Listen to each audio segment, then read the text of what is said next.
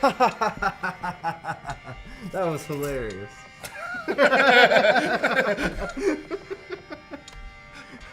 It's like, you still talking to me?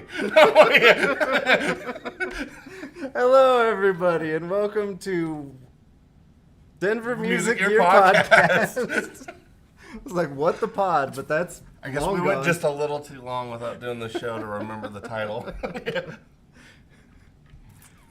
All right. So yeah, sorry about the break, but we are back with the podcast. So thank you for anybody who ends up tuning in.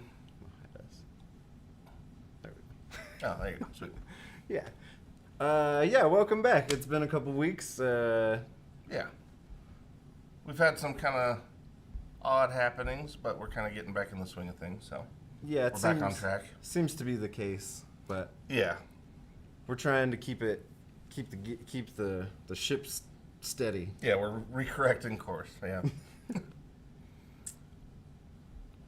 Yeah. I know we got Dastardly Dave already in there. So hey, Dave.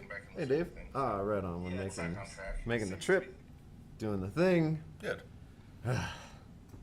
It's always like sliding into second. Yeah, but well, the banana peel is kind of the flip side way. So Yeah. sliding on that banana peel. And speaking of sliding into second, it's baseball season, but I don't think anyone around here cares. You know, Jake was kind of our resident baseball guy, but since he's Yeah, see, because we're going to welcome to Denver Music Gear Podcast.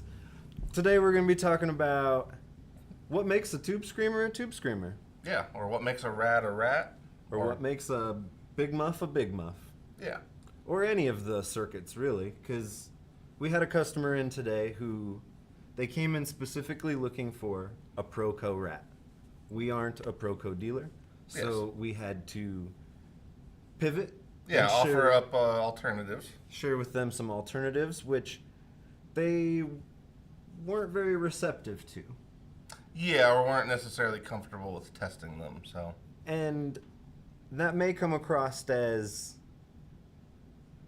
elitist, potentially. Or like, I'm turning my nose up at those things, but maybe Well, they just don't know. and too. see that is and I was just saying that is kind of the counterpoint, because sometimes, like, I guess I worry that if you are a novice and you do kind of come in looking for something specific that is kind of on the more known and more basic side of things, and we all offer alternatives, do we come across, I guess, as the snobs? That's the other thing, because, like, generally we're not ever intending it that way. We're kind of giving you the best we can in terms of whatever options we do have, but could it also be perceived as snobbery when you're kind of like, oh yeah, we don't have that? It's like, oh yeah, we don't have Jif, but we have this like organic hand crushed peanut butter. You know what I mean? It kind We of got doesn't come across that way. We got Peter Pan. Exactly, And yeah. you're like, but I've never heard of Peter Pan. Yeah, exactly. Yeah. And so, how do we bridge that gap with the customers? How do we inform them so they understand the like much broader discussion that is you can't copyright a circuit? So a lot of these companies build their companies up off of the shoulders of giants. Yes. Yeah. There's a lot of previous work which actually is interesting that you point that out. There is a lot of previous work from other people that does kind of prop up current pedal companies. Yeah. And I mean, I think most companies are pretty good about pointing those things out, obviously giving, credit where credit's due. I think most of them are really good about doing that. And I would say, in a way, the pedal industry is kind of self-policing in that way.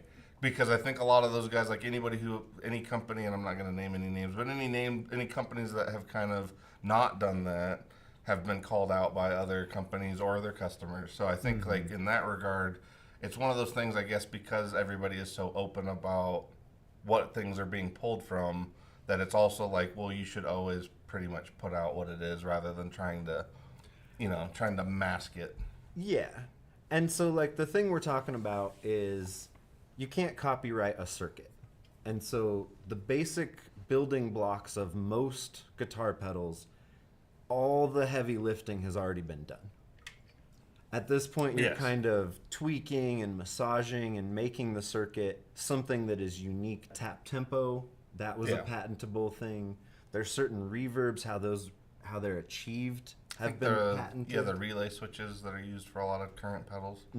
Like that kind of stuff can be, but it would be, and I love this analogy from Josh Scott over at JHS Pedals of like a tube screamer is like a cheeseburger, or it's like a burger. Yeah, it's And like a so- food item, not a recipe. Well, it's like, yeah, and Yeah. so like no one owns the recipe for a burger of Yeah. taking meat, making into patty, adding some things to it, And grilling delivering it in a bun, and yeah, with cheese and some other Yeah. condiments or whatever. But that's where yeah, just like nobody can copyright scrambled eggs. right. Yeah. But so that like with the cheeseburger, that's the adding of onion rings and barbecue sauce and bacon makes the burger your version of it. Yes. And so that would be the bonsai from, if we're going to keep it in the Josh Scott Oh yeah, universe. yeah. That's his version of a tube screamer. It's actually 8 versions of a tube screamer. Yes. Um, And I'd say a lot of companies' part choice is kind of how they make those things. Like the tweaks and mods that they do is how they impart their own kind of character and their own taste. Because in a circuit, we'll get a little bit into the weeds. It's like 4 components, basically. There's capacitors, resistors, transistors, and possibly some sort of clipping diode. Yes. And all pedals are made up of basically those 4 Oh, and op amps. I things. guess. Oh, and Yeah, op amps, yeah. Because that then, an op amp takes a couple of those things and Yeah. puts it into one little nice tidy box. Exactly. Yeah. But so every pedal that you see is made up of those 4 components, and it's like the uniqueness is the adding or taking away or the combining of those things. Yeah, the swapping of certain values and yeah, that yield different results than what like, cause like I mean, I would imagine with most circuits, obviously there's always going to be the original that most people are kind of referencing, and as time evolves, that's where those differences start to show up. Is like, cause I mean, even among tube screamers, you have the original kind of 808, you have the TS9, and even among those things, there's still minute differences that result in sonic differences. So as that kind of progresses too, you have companies like Maxon and other ones that kind of produce tube screamers initially, and then the Ibanez brand kicks in. So like you kind of have an evolution in a company, but then you also have other companies that kind of contribute. It's because it's in a way, I guess a lot of it's not necessarily crowdsourced, but that is sort of a way to think about it. Like in the early days, it is kind of crowdsourced. Like most people are working on things, and it kind of contributes to a greater pool of knowledge. And the way most pedal builders get into this in the first place Yes. is you buy a kit or you look up a schematic online, and which are going to be established things. So you're like, It's already pre-designated. You just got to kind of put it together. I got into pedal building during the pandemic as one of my pandemic projects, and I built a fuzz because it was made up of like 7 components, and it seemed easy enough. And that Good was way to get started. yeah. And even in that, I modded it to be my own flavor. So it had. So yeah, you set out from the beginning, kind of switching some stuff.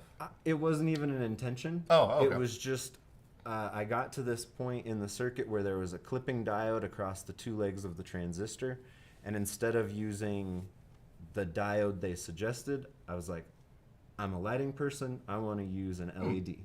Okay. Yeah. So which LED stands for light emitting diode. Diode. Yeah. And it sounds great. It's really cool. Did you use a red one? I think I used a super bright yellow one. Okay. I'm always fascinated, not that we're going to get too far off into the thing. I'm always fascinated, though, by the differences among the colors with They LEDs. do sound different. Yeah, which I find that fascinating. I there think that is so cool. Yeah. It's weird, too, because it's like, I mean, I'm sure somebody, the explanations are out there, but I just find it fascinating. I'll give you the quick and dirty. Everything is spectrum. Everything Yeah. is frequency. Yes. So from like 0 hertz all the way up through many millions of hertz, everything is frequency. So light is just higher than sight.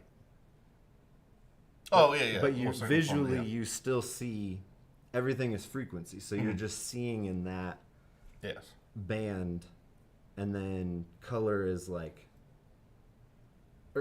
hearing. Sorry, color's just higher Yeah. than in hearing, but sound and But the light. same, yeah, the same would relate to like, I guess like blues and purples might be what you could think of like bass and. I mean, I'm not sure if this is. Not saying this is a direct relation, but in terms of the spectrum Yeah, that you'd yeah, be looking across, like you'd have your warmer tones versus your brighter tones. Same thing with light versus sound.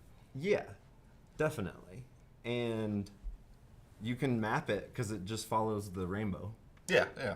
So your ultraviolet is on the one end and red is on the other end, and they do sonically change in Yeah. between. It's pretty That is pretty cool. fascinating stuff.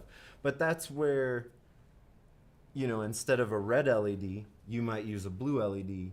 And to go back to burgers, I'm putting pepper jack on my burger, and you're putting Like cheddar. provolone or cheddar. Or, Yeah. yeah. And so that's the difference in the circuit. And so, all that to be said, from like Earthquaker devices, they make the plumes, which is their version of a tube screamer. And so, Which also has an LED clipping option. yes, which is my favorite mode of that Yeah. pedal. It is me too. Yeah. It is the best one, I think. Yeah. But so, if you're new to pedals and amps and guitar, electric guitar in general, don't be afraid to try those things because they are much more similar than you might think. Yes. And there's videos from other guitar stores, Anderton's in particular over there in the UK, where they'll do shootouts of so many different tube screamers or clones and by the end they can't tell the difference. Yes. And that's not Yeah. I'd even TV say- magic or Yeah. like it becomes that. It does. It very much does. Yeah, unless you have like drastic changes, like if you start, if you're kind of, especially anything, because I feel like a lot of them, if you were to Venn diagram most tube screamer style pedals, they're all gonna have a good chunk of overlap in the middle, and then the extreme differences are where you're gonna start to kind of see what makes it its own version. Because I would say like a lot of that stuff, like we were talking about, like the Palisades or even the sidecar from Hudson, like those are things where like pretty extreme things have been done to the circuit that give you pretty incredible options, but at the end of the day, you can still get a pretty straight up overdrive sound out of either one of those. It's just also they can also go to farther extremes than like a normal tube screamer. So there's definitely a lot of range out there, and it kind of depends on the company because like some companies do value simplicity, and even some companies you kind of have simplicity and you have complex in the same company. Because like we were talking about that before we popped in was like the plumes versus the Palisades. From Earthquake. Yeah, it's like two sides of a similar coin, but way different approaches. Like The probably as far apart as you could get, really. The Palisades is basically a build your own tube screamer because Jamie gave you every option Yeah, in the pedal to adjust whatever you want. yeah, it's almost like having a tube screamer just completely wide open, and you get to kind of change all the values of everything. And like speaking to the plumes, I know one of the big differences in that circuit is the tone knob. The tone shaping in the plumes is completely different than a tone knob than a on a traditional. traditional tube screamer. In my opinion, it's much more usable across the whole And I range. Yeah, and I was gonna say I feel like it has a wider range too, because like to me, tube screamers, I'm not bashing them in any way, but they do have a pretty narrow. I feel like they have a pretty narrow spectrum in terms of the tone. So, like there's not like a real wide range, and I think that's probably, I think with most tube screamer style drives out there from boutique companies, that's usually like one of the first things they open up is like giving you a little bit more tone control because. That's usually with a tube screamer. It's pretty narrow in terms of what you're selecting. And that, I think, points to why.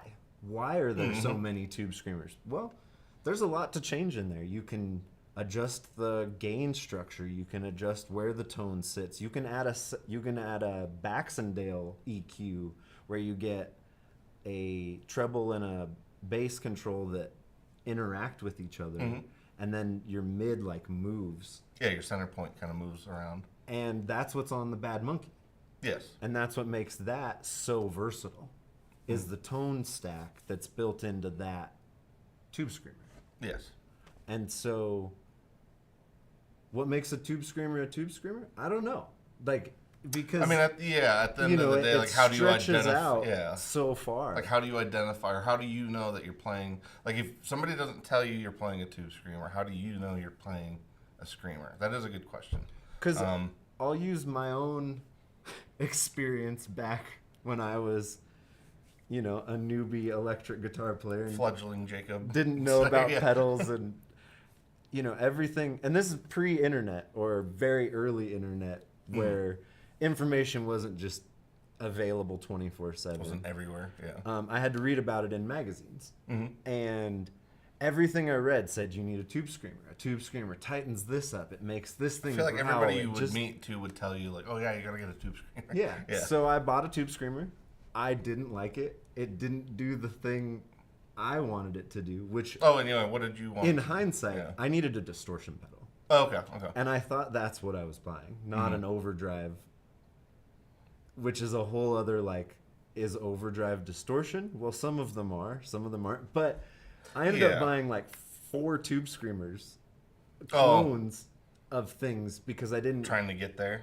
Yeah, and I didn't realize, oh, this thing is the other thing you just bought. Now you have 2 of them, Yeah. and you're still not happy. Yeah. What I should have done was stack them. I probably would have been very happy. Yeah.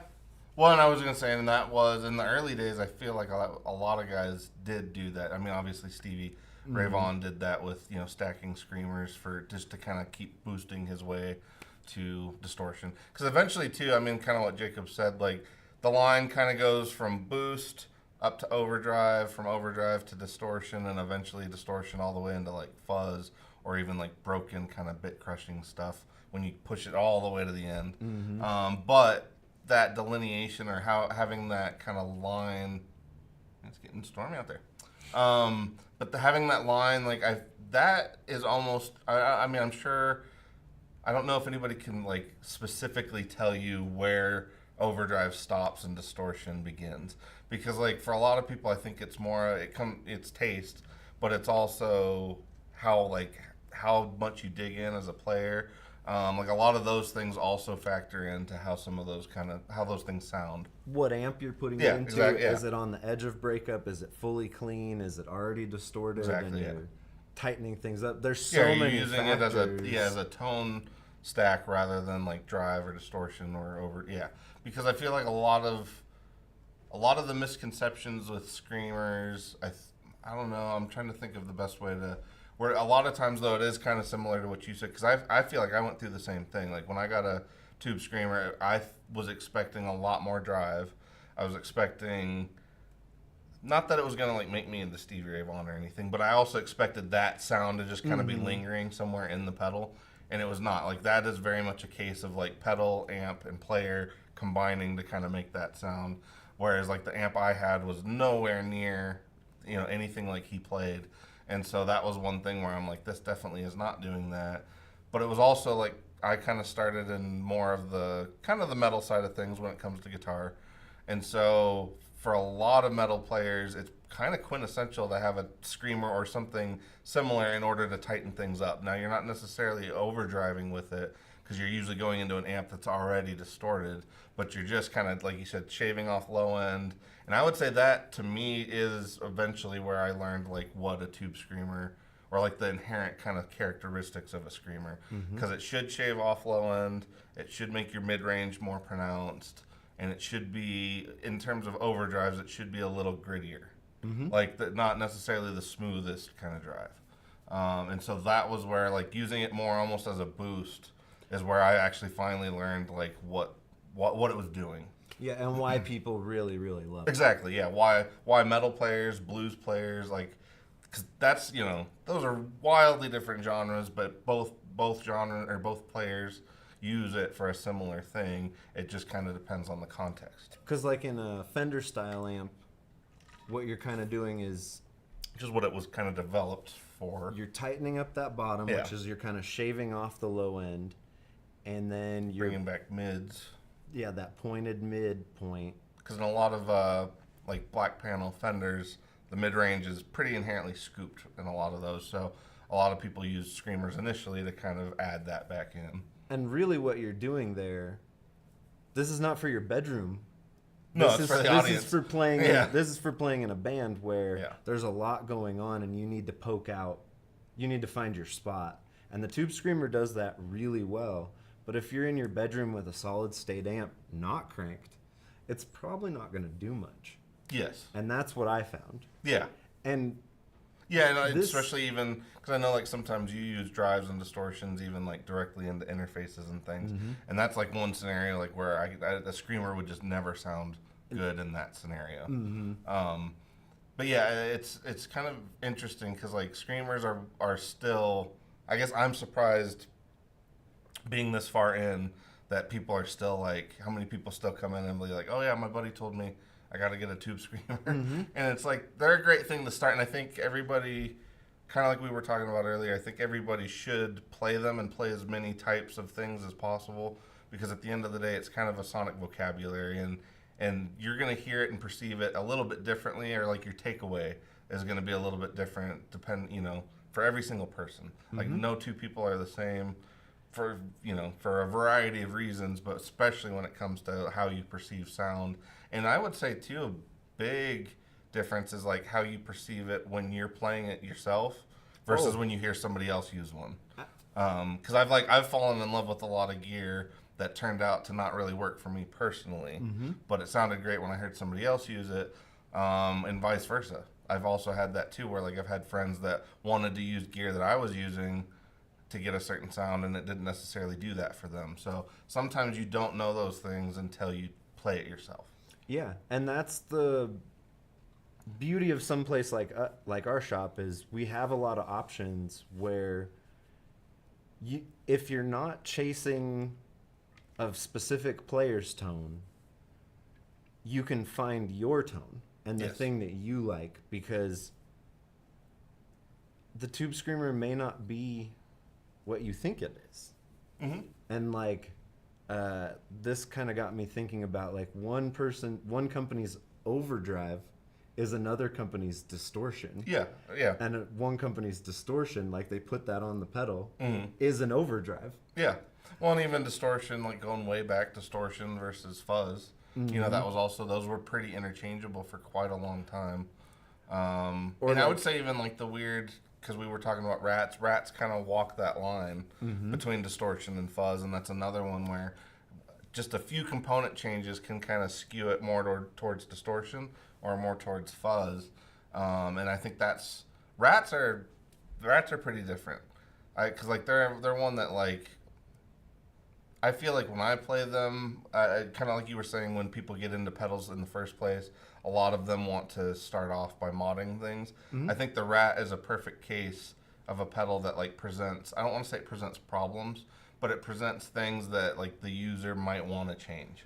And that is definitely one where like I've heard, like I used to almost kind of write off Rats until I started playing some of the boutique builders versions of them, because for the longest time, Rats for me just personally just did not work. Like I didn't really jive with the tone control. It was kind of weird and not necessarily. It was like right when I'd get it where I wanted it, something else would be like out of proportion. Like it's like every time you get like the treble where you want it, the bass was out of whack, or every time you get the bass where you want it, the treble was out of. So I never bonded with that, but I eventually found ones that I did really like, and I was very surprised by that. And that was, the Rats actually probably were what opened me up even to getting into the smaller builders, but like the real small builders, because some of those guys get really, it's years and years and years of tinkering and kind of trying component swaps and different things to get the result that they get.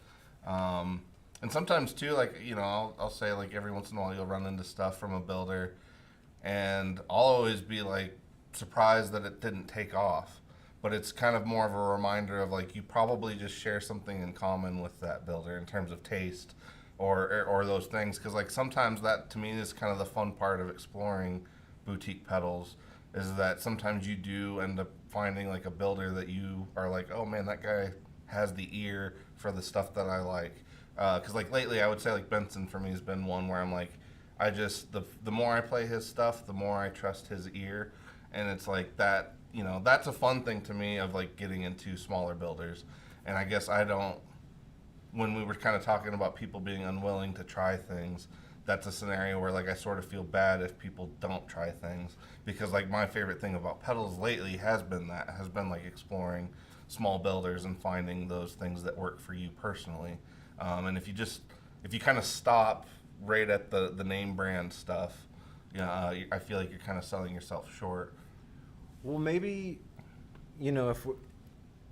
so we've been trying to work on being able to carry tube screamers. And Yeah, actually, speaking of all this, yeah. But possibly what we need to do is just have an in-house tube screamer and an in-house rat. That's actually a good idea. Oh, you came for this thing.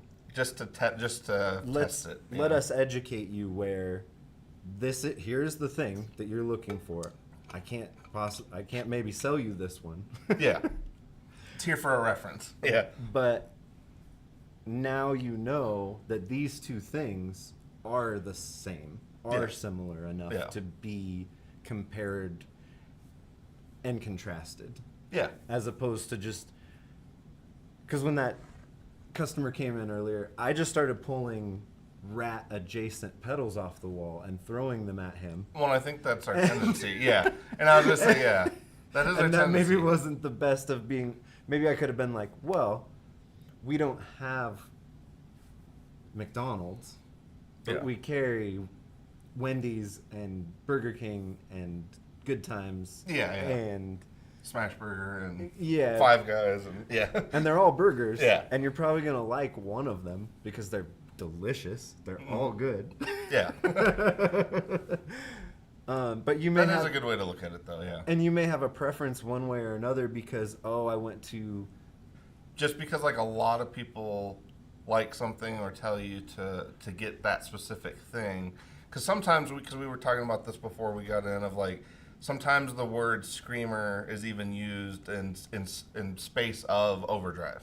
Uh-huh. Like I feel like sometimes people like it's kind of like when people use like Coke, but they just mean like all of pop, all sodas. Kleenex instead of tissue. Yeah, Kleenex instead of tissue. Like Tide instead of detergent. Mm-hmm. It's kind of that same thing where like Google instead of search. Exactly. Yeah, it's like the brand is so synonymous with the item that people kind of use that word in lieu of what it really is.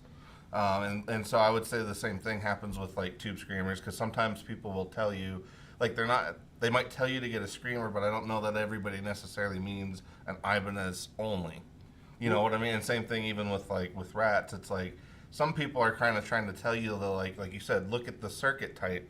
Don't necessarily just pin it to just the one thing. Yeah. Maybe your other guitar players telling you to go get a distortion. Yeah. Not a rat necessarily. Yeah, exactly. Yeah. They just shorthanded it by saying exactly. Rat. Yeah. Because I feel like that happens a lot, even especially because like when you get into big muffs, that's another thing where like there are so many differences, and there's honestly no way anybody could verbally convey a lot of that to you to where it's gonna make sense. Because like big muffs are so similar. But there's also so many differences that you just have to keep trying them to discern those things. Even within their own company. Exactly. Not even considering the smaller builders, just their own versions of muffs. Because if you come in and say a muff, it could be. Yeah, there's like the double muff, there's the little big muff, there's the Green Russian muff, the Ram's Head, there's the Ram's Head J. Mascis, there's the triangle muff. There's the op amp muff. So like it's just like even with that, there's the Black big muff Russian. Deluxe. Do you want an elk? Yeah. Do you want a? Yeah, exactly. And it just keeps getting bigger. But again, those things are like, because I get like, especially with muffs, they're one of those ones where like when people say they don't like muffs, 9 times out of 10 when they walk in, it's because they only ever tried the NYC big muff, like the big box one. And I'm sure you guys all have everybody's tried one.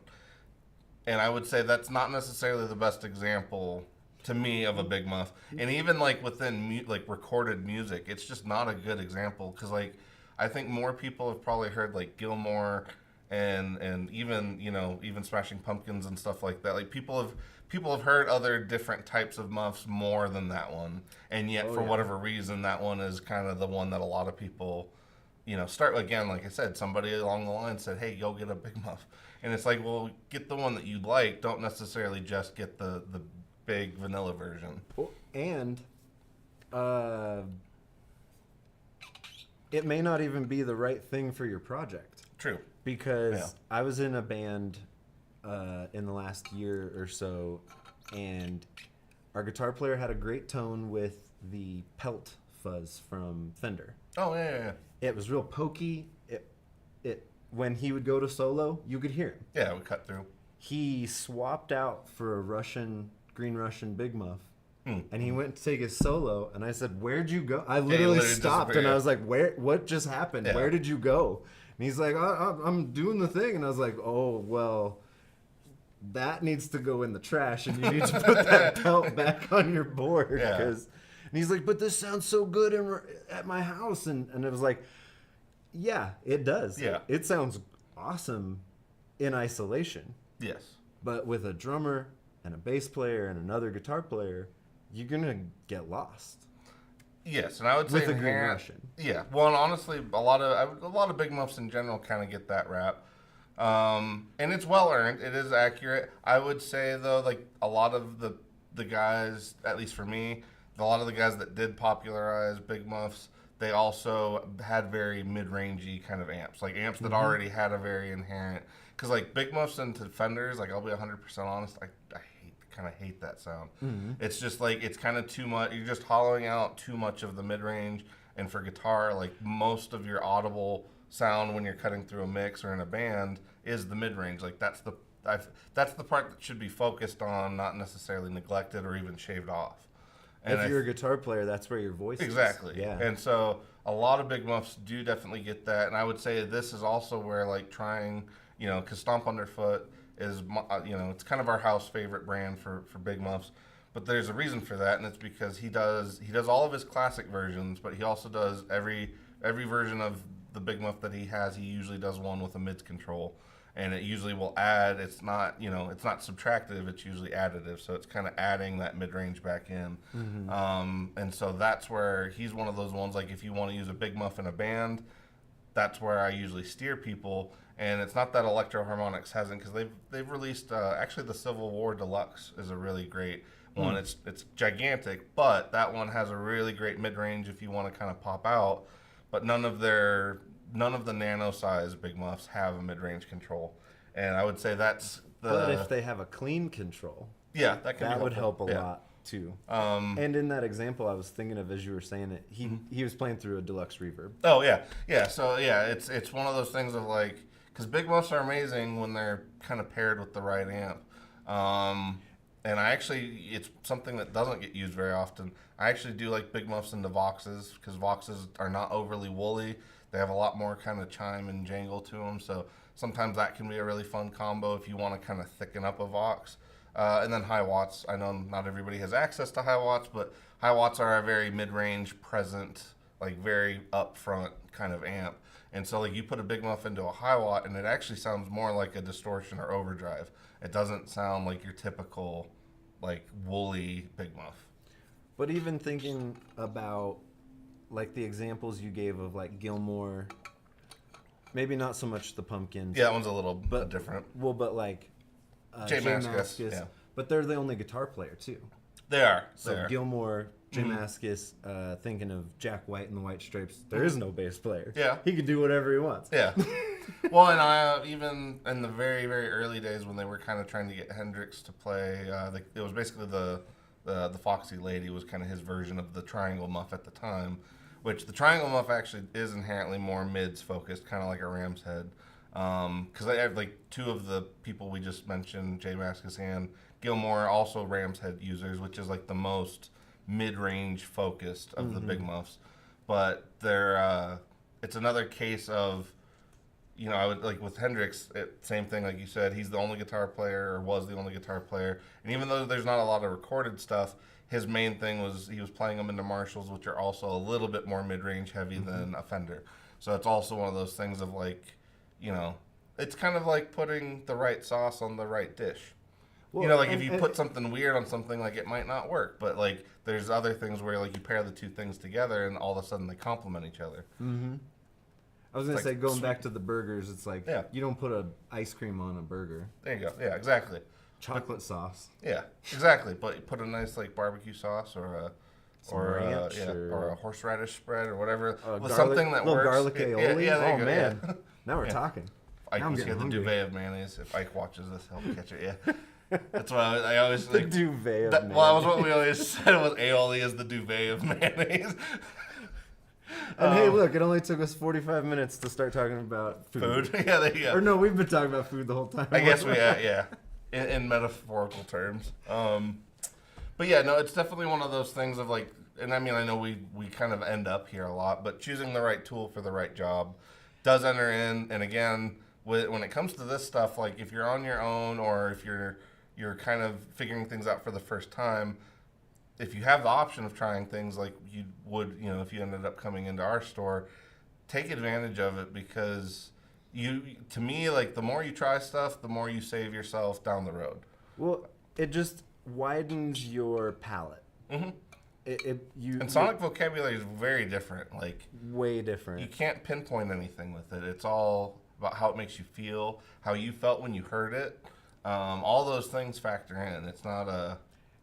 And it weirdly, to tie it back to food, it can even be like, well, I was really hungry that day when I went in and tried that thing. So maybe I didn't give it a fair shake. Yeah. Because I was too preoccupied with getting a burger.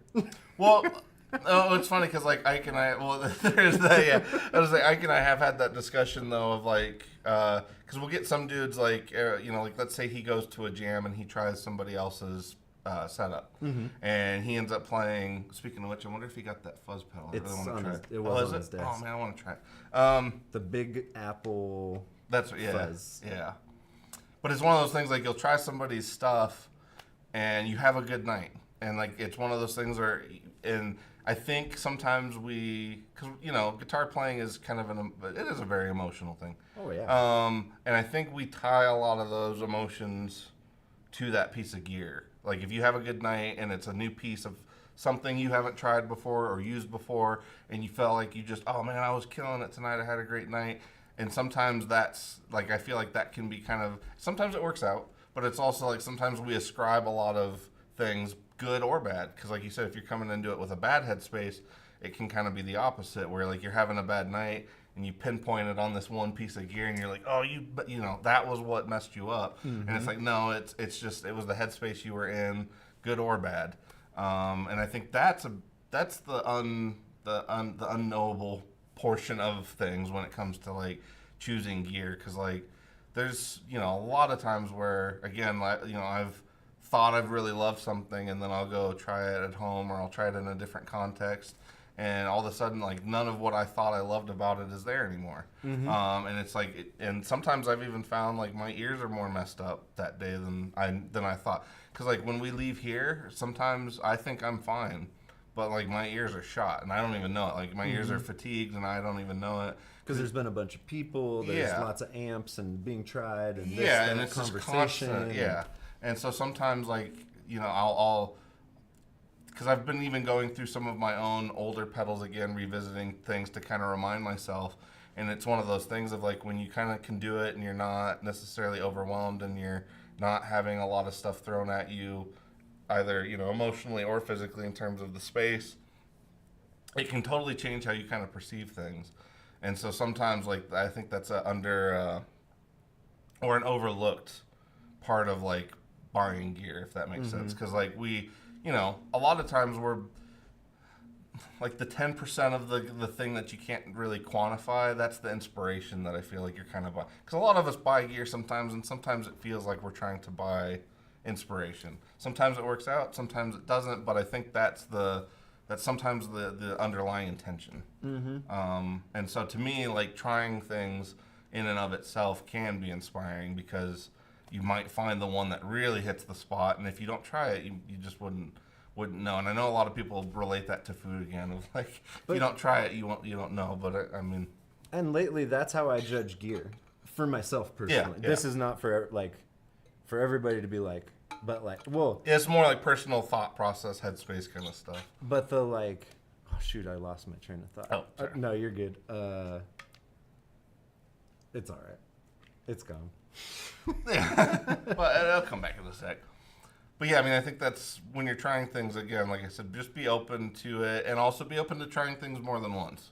Because like you said earlier, I've had customers too where like they try something, and let's say they chose the amp. Like let's say I didn't help them out. I didn't necessarily present the piece in the best like format that it could have been presented. Sometimes that like that's something where I haven't really thought about. Like some customers will give me that opportunity to be like, oh, they're like, oh, I tried it in that Fender and it didn't really sound that good. Well, I'll be like, well, is that what you try it at home? And they're like, oh no, I use a Vox at home. You switch them over to that, and then all of a sudden they're like, oh yeah, that hits the spot. That's exactly what I was kind of looking for. So sometimes just kind of keeping those things in mind for yourself, but even for when you're shopping, because some dudes can just plug into anything and they sound like them. But there's also some people that, Williams. yeah, exactly, yeah. But there's also a lot of people where like, the amp, the amp is the other half of their personality when it comes to the guitar. So sometimes like having it through your own setup, and we also encourage that, locally, if you live here, you're more than welcome to bring your own stuff in and try it in context, because that's where you really start to learn like if it's going to be for you or not. Oh, that's what it was. Judging gear on if it's inspiring or not. Oh yeah, there you go. Yeah. And like, because I do own a lot of things, Yeah, reverbs, delays, just collected over the years, and it's like they're all tools. But now, is it inspiring? Is it built? Are those riffs being written because the new thing? Mm-hmm. Oh yeah, that the Von Gogh polyphrase. Very inspiring. It is. The because that one's one like you almost don't know what you're gonna get back, and that's kind of what makes that one interesting. That's my favorite. Yeah, part. exactly. Yeah. The Fairfield placeholder, very inspiring. It's just got this feel. It's got this thing going on that's like, well, this other digital reverb can do that, but this analog thing is really hitting the spot for some reason. Yeah. Well, I think in that regard. And maybe that's why like some of the Maris Monday stuff works the way that it does. I think you and I in that regard, and I think also Eric and Gordo, like that little spark you get from like getting the right things in the right spot in the right order. You just never know exactly how that's going to be. But I think that's what we're all kind of always chasing each night, is like those little sparks of inspiration. Because sometimes with that stuff, like lately, especially with the Maris stuff, I love it because I can sit down and be like, what do I want? And I have literally a blank canvas on all three pedals to try to achieve whatever it is that I have kind of going on up here. And nothing I've ever owned has ever had that kind of return in terms of like always being able to come back to it and get inspired. And so I think... And in a weird way, I approach those pedals like in an opposite mindset of like, I'm just going to turn some knobs, and I already know that these are inspiration machines. Yeah. And no matter what combo...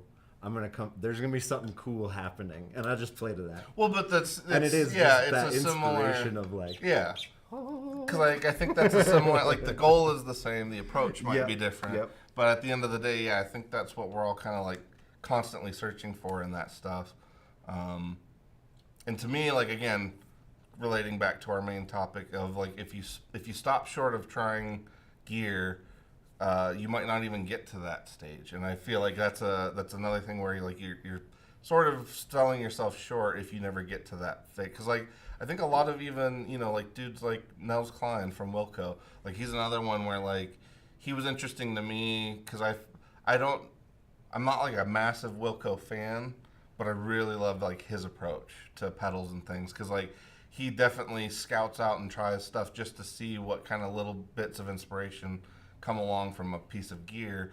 And to me, like I think like yes, you can get into the collecting of gear, but I think like for me it is more of collecting feelings, I guess, is sort of what it is, because a lot of it you're trying to kind of get you're trying to get whatever is in your head out, or you're trying to look for something that you don't even know is there. And those are like the fun things about returning to things, that if you kind of just stop because you had one bad experience with a particular thing, then you may not even get to that point. So, Or you're like, well, I need these pedals from my favorite artist's board. mm-hmm. And let's say that's a Tube Screamer, a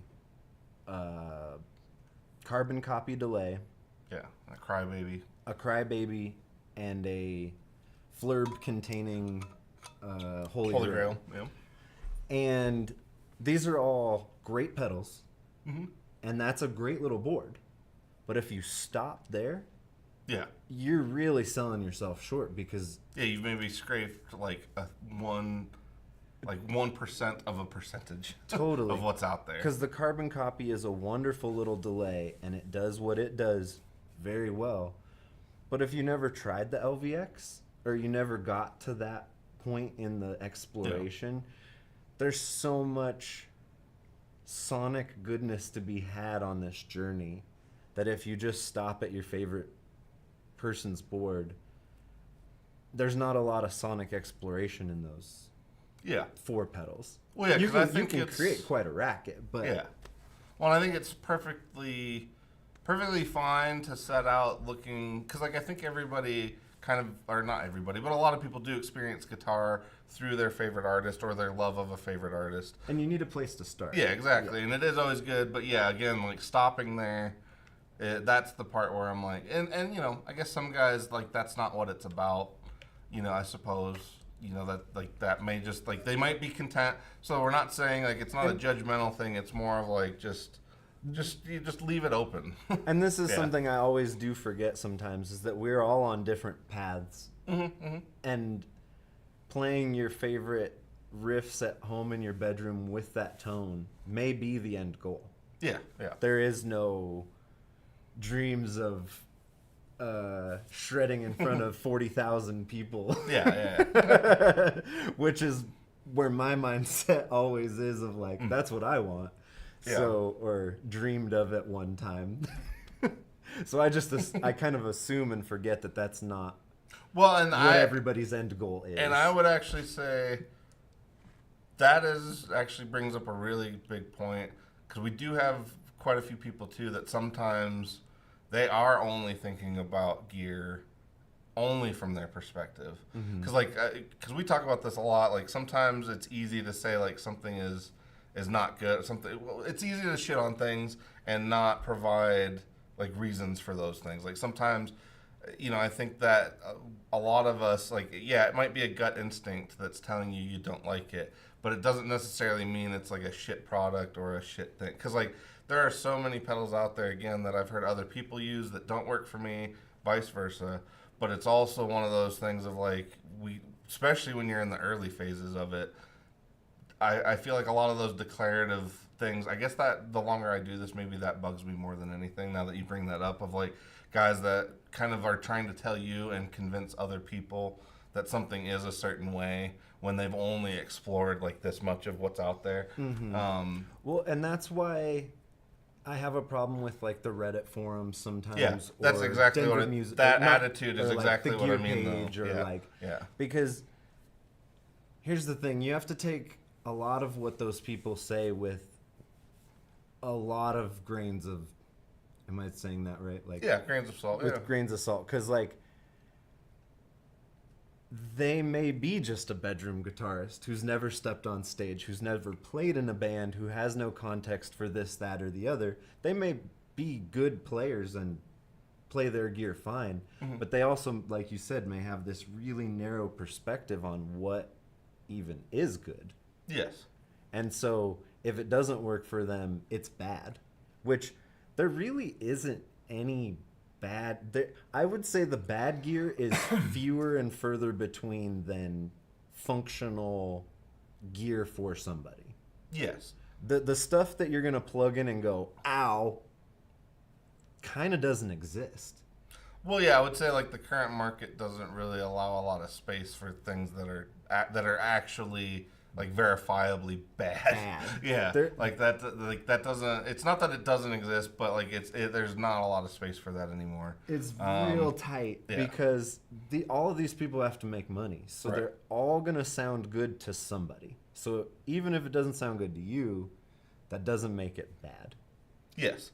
And I also would say for the beginners out there, or if any beginner ends up listening to all of this, that a big part of that is kind of like Jacob said, like if in the early phases, because somebody is putting out all these terms or names of things that you don't know, makes them instantly seem more of an expert than they may really be. Mm-hmm. And that's something that happens quite often, especially when, like you said, the Reddit attitude. That's a good way for me to even kind of encapsulate it, because it is that attitude that sometimes enters into the shop, because sometimes people are like they're only kind of pursuing information through those means. And if again, like, I'm not saying like we're all more experty than everybody else that's out there. I'm not saying that at all. But I'm saying like I'd almost appreciate it more if people thought of nobody on those forums as an expert, unless they're like verified. Like, take the opinions or like the information, consider it, but don't necessarily put more weight on it just because they're throwing out a bunch of shit that sounds confusing to you. Because like I'm sure I even do that to customers unintentionally sometimes, where like I present a lot of information that would probably make me seem like I'm even more knowledgeable than I am. But at the same thing, like I feel like I know just enough to know exactly where I sit with stuff. Mm-hmm. Whereas like you start getting into like the actual engineers that make these things, and that's a whole nother level. Mm-hmm. And so like that's a thing where like those dudes literally can tell you like, oh yeah, if you swap this part for this part, this is what you should expect. Those guys really know, like they're getting into minute details that like I'm not necessarily. I'm kind of, the way I look at it is almost like. It's not really like dealing art, but it kind of is. Like I kind of feel like sometimes the way we sell pedals is more like selling works of art. And the way I mean that is like we kind of sell it. We're selling you kind of on the company, the person that made it, the sound, the utility of it. We're not necessarily selling you on like the circuitry. You know what I mean? Like, because like those companies, those dudes can do that. Like they can tell you, this is why my product is different than this product. And we can give you kind of a synopsis of that, but at the end of the day, what we're trying to really give you is more of like just an overview of what you can expect. Yes, we might give you some of the information of like how to regard this thing next to another, but we're not necessarily saying like you need to get this because this guy knows more, or it's none of that stuff. It's like a lot of it does come down to, you need personal experience to get far enough to know like why somebody is providing you with good information, honestly. Because it's like in the early days, like you don't know if Reddit dude is an expert or not. And it's just, that's one of those things, you got to try enough stuff to kind of discern the bullshit, really. Mm-hmm. And that's why it's worth it to try all those things when we put a bunch of things in front of you, because they are slightly different and you're going to find your thing, and your perception of those things could be way different than somebody else. And even, too, like there's a lot of factors that nobody can factor for everything all at once all the time with any of this stuff.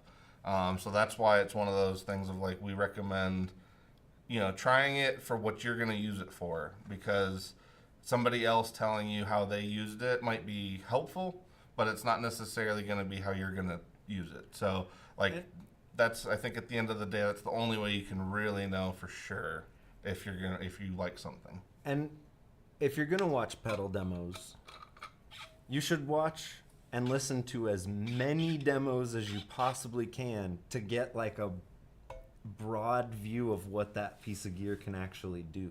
Yeah. Because you're going to hear it in a bunch of different hands, which is super helpful if you're paying attention. And then you can make a better decision on if that piece of gear might be right for you, if you can't come to a store like Flipside Music. Well, yeah, because I would say like even the old... Like, give it a try. Yeah, like the old Pro Guitar Shop demos. For me, in my early pedal exploration, like those were invaluable. But the thing that I didn't really know until I started playing more myself was like Andy plays exclusively with his hands. Like he does not use a pick at all. Yep. At all. And so he has a very like inherent sound. And so like he was one of those people where like I would try stuff and I would even like, I would even sometimes use his settings as just a starting point. And when I was first getting going, I'd be like, "Oh man, this does not sound like anything like what he's doing." And it was just that was because like that's how he sounded playing that piece of gear with that particular guitar that he had for that demo.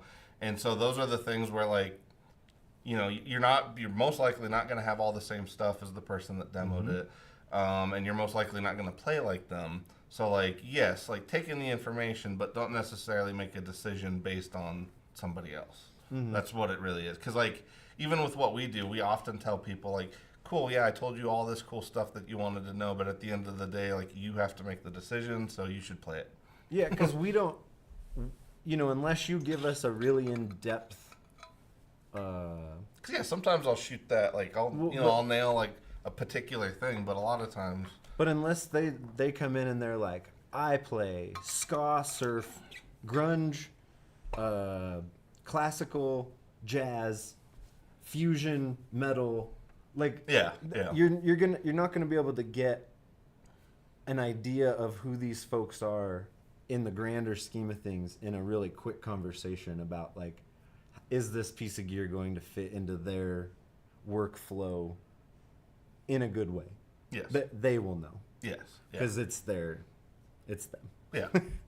And I was gonna say we should check in on chat, I guess, before we wrap up. I'm not sure. Oh yeah, we're getting on time. So hey to everybody, obviously that popped in there. It looked like we actually did have a few kind of join towards the end there. Rhodey's in there. Eric's in there. Oh, my mom's in there. Darrell. Hey, Darrell. And MJ. Hey, MJ. Oh, MJ popped in there too. Yeah, I was gonna say. Oh yeah, Janice or no, Darrell put that. MJ's demo was really good. It was really good. I was gonna say that was. Yeah. If anybody hasn't watched his demo on the Benson Deep Sea Diver, switch over to our video page and should be able to find it. And it was really, really incredible. Kind of helped set a new standard for us. Yep. Thanks, MJ. Yeah, exactly. Yeah. It's almost like you went to film school or something. You set the bar exceptionally high. Yeah. But yeah, no, it did look really good. Sounded really good, and it was a good way to showcase stuff. But case in point, we all like even among us, we all kind of demo things differently, and I think all of us also value different things from different demos. Because like there's certain players I'll watch that like I kind of identify with, or like if it works for them, kind of like we were saying, even with artists, you do the same thing with demo players of where like you're like, this guy kind of sounds like me, or I kind of do things that are similar to what he does. So if he plays it, I'll get a real good example. But again, I don't think you always, until you've listened to a bunch of different people, you don't always know that. And so there's like certain people that you'll, because there's a lot of like demo guys out there that are like, I'm finding new ones pretty much every day. And some of them are way bigger than I was aware. And like, honestly, the European and South American side of things is something that like, in the U.S., we don't get that stuff recommended to us nearly as often. But like lately, I've been trying to watch stuff from like other countries just to see how they're doing things, or even what gear they're using, because they have access to a whole different array of things than we do.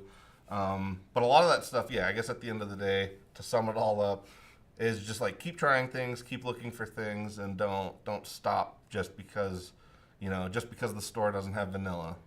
And in this world, if you're new, understand that a tube screamer can be a Plumes, can be a Bonsai, can be a sidecar, can be an East River Drive.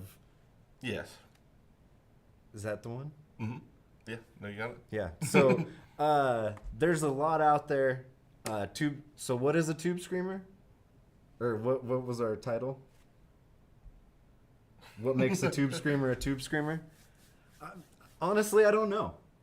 Yeah, I would say soft clipping and transparent overdrive. That's soft clipping again. What does that really even mean? To me, I would say, I guess for like tube screamers, I usually know a tube screamer by, like I said, the reduction in the low end, so lopping off of the low end, and the that kind of mid-range spike. That like 1K. Yeah, and I would say too with screamers, that's something that like, not that we're gonna go off into a whole nother thing, but I would say like learning the aspects of one also helps you kind of understand other ones. Because like for me, like learning what a tube screamer did was actually really helpful in like finding clones. Because like clones kind of fulfill a very similar role and they kind of they kind of hit a similar spot as a tube screamer, but you kind of get all the same things without a lot of the sonic, or I call it sonic clutter. But like tube screamers have a lot of kind of clutter in there, and clones are, they're almost like a tighter version of that. So like, And a clone gets into distortion. Yeah. Like actual Yeah, real. There's hard clipping distortion in a clone. yeah, the further you go, and it's kind of, It's the most satisfying distortion. Yeah, If you it's- played a real KTR, that's the only one I've played. But well, it yeah, was, but no, that is it was sort of unreal satisfying. Well, it's funny because like, to me, clones always get like lumped into like the boost or like light drive thing, and it's like a lot of people do forget that like, hey, it's actually pretty fun to just turn it all the way up and just have fun. Because like tubes, like I was just playing like yeah. 90s alternative riffs. But for that's exactly days. what it. Yeah, it's exactly what it did. Yeah, because like Pearl Jam, Soundgarden, all those dudes had clones in the early days, and so it's one of those things like you just have to kind of try that stuff to also learn where you're headed down the road. So Yep, and yeah, we'll do Yeah. that as the little wrap up. And so this has been the Denver Music Gear podcast. We've got the Denver Music Gear Expo coming up in June 13th. yep, Please like, subscribe, share with your friends. Please leave us a comment. That helps a lot. Let us know what your favorite Tube Screamer clone is, or Yeah. Rat clone, or or even if you have Big a Muff clone. good suggestion for getting people to try stuff when they might not be inclined to do it. Yeah, Busting people out of their comfort zones. but yeah, all that stuff really helps a small channel like us grow. And keep posted for getting in gear and Maris Mondays and clinics that we've got. We got some stuff brewing. We do. Finally, it's finally starting to happen. Yeah, we're heading towards summer, so yeah, hopefully a lot of things will kind of click in place coming up here soon. Yeah, so keep up with us on the socials. And I've been Jacob, I've been Dylan. and we'll catch you On the flip side. Oh God. Oh God. And